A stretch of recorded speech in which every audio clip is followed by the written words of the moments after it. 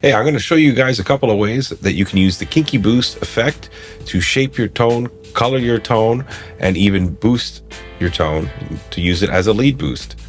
Welcome to the channel, Josh Gordon Music. Let's take a look. So I've drawn up a preset here, and we're going to move the Kinky Boost around and hear how it sounds. Now, really, there's two places I find, before or after the amp. And we're going to put it also in between the amp and the cabinet and see how that sounds, and after the cabinet. But generally I find before and after the cabinet, or sorry, the amp block is where you're going to notice the difference. So right now I have the Kinky Boost. I have it before the amp, and we have like it's a plexi amp, and we're adding a little tube, a little tube screamer here. So let's turn it off and let's hear this little preset, just a simple little rock preset with a little reverb on it, and I did a little dialing of the EQ. So let's give that a little listen here.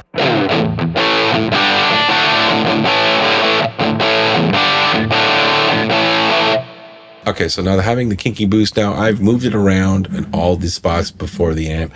Doesn't seem to make much of a difference, if any. If your ears can really hear a difference, then you've got some great hearing.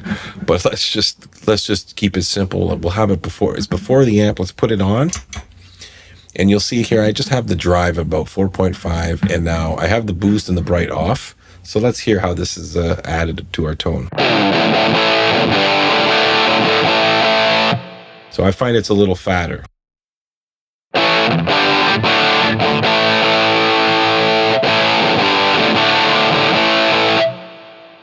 All right, and then I'm going to add the boost and the bright.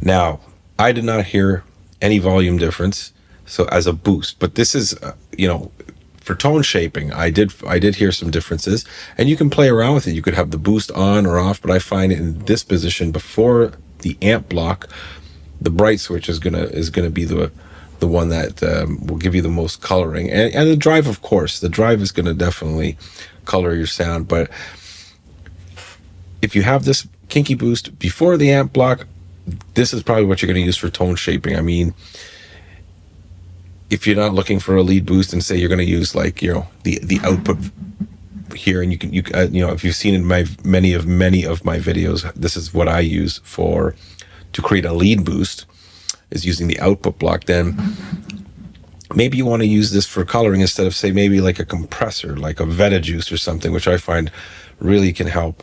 If you dial it in, subtly enough, it'll help, like a single coil style guitar, which like this Telly is. Give it some fatness, and this is what I find the Kinky Boost can do as well. So let's hear it again.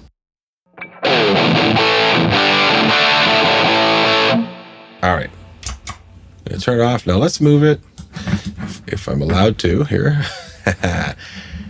Let's move it in between the amp and the cab.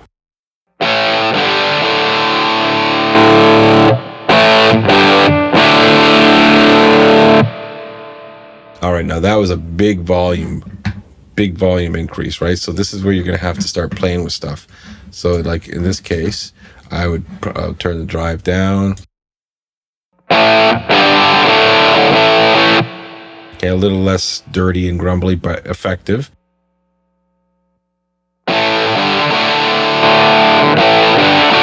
So that definitely gives you a volume boost. So you can turn off the boost. Sorry, I keep clicking these menu options. You can turn off the boost, and this should tame the volume.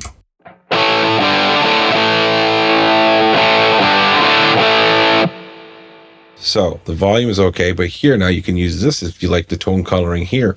I find it kind of, let's just say, makes it a little, I think it gives a little more fatness, a little more darker fatness, if that makes any sense. Having it before the amp, definitely a brighter fatness, but in between or after the amp, or let's even move it after the cab.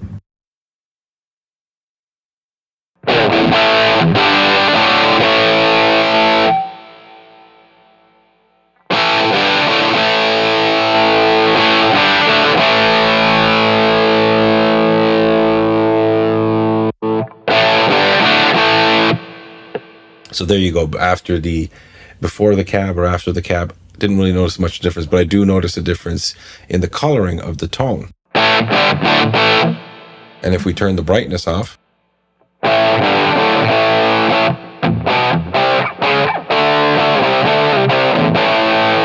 and you can, let's say we just put the boost on.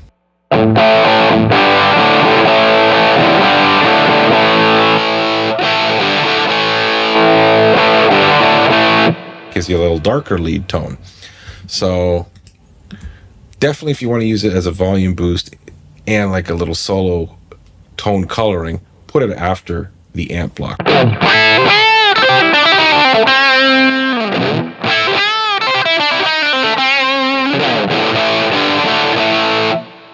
Now some people say, well, why don't you put it at the end of the chain? You know what? Let's do that.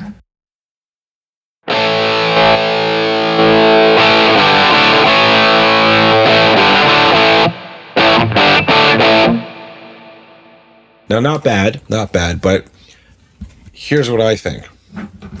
Having the boost right at the end, I don't like having boosts after I have, like, you know, delays and reverbs, because I like to use delays and reverbs to color the core sound. And then when I want a lead boost, I want that core sound, I want that increased.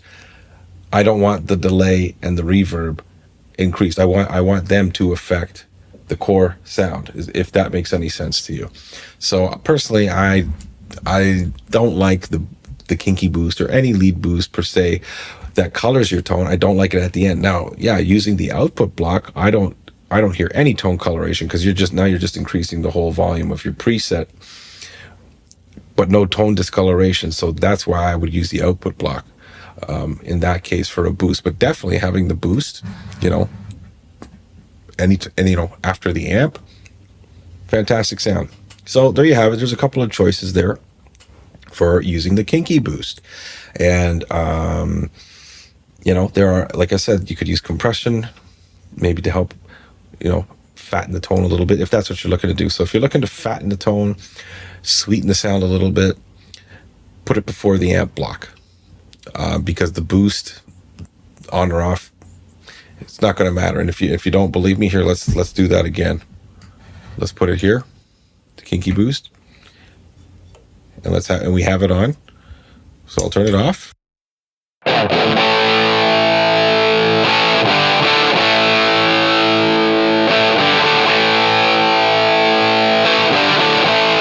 See, no volume change. So again, you want to fatten, tone sweeten with brighter, fatter tone sweetening, put it before the amp block. You want a little darker sound, a little more beef, but definitely a volume increase. If you want that option, put it after the amp block. All right, thanks for watching, guys. We'll see you in the next video. If you like this video, please give it a thumbs up, and appreciate all the subs, all the returning viewers, the new viewers. Thanks again for watching. This channel keeps growing and growing with your help. So thank you very much, and we'll catch you in the next video.